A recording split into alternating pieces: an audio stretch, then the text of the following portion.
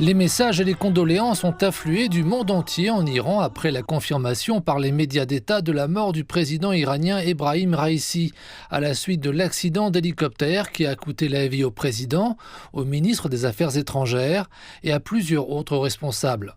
La plupart des dirigeants du Moyen-Orient et d'Afrique du Nord, les dirigeants du groupe militant Hamas et le secrétaire général de la Ligue arabe ont présenté leurs condoléances pour la perte du dirigeant iranien, en solidarité avec le peuple iranien en ces temps difficiles. Le rôle du président Raïssi dans la récente restauration des liens avec les nations arabes est une raison de cette réaction chaleureuse du monde arabe envers l'Iran.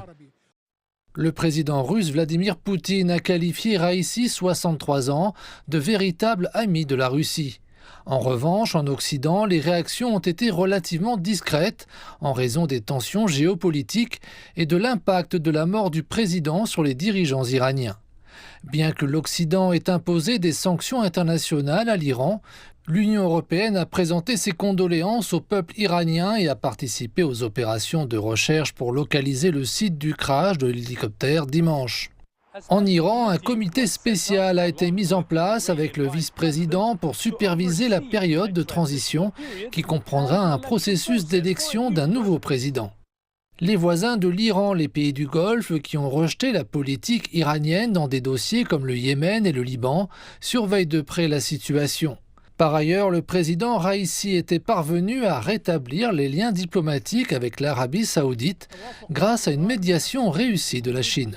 Le rapprochement irano-saoudien provoqué par les efforts diplomatiques de la Chine a donné un coup de fouet à l'amélioration des liens avec les autres nations du Golfe sur le plan économique et politique.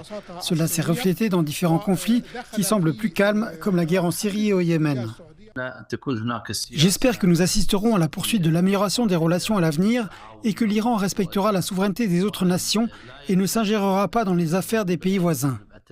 Pour l'instant, le monde observe les développements en Iran tout en se demandant s'ils auront un impact sur le climat géopolitique instable.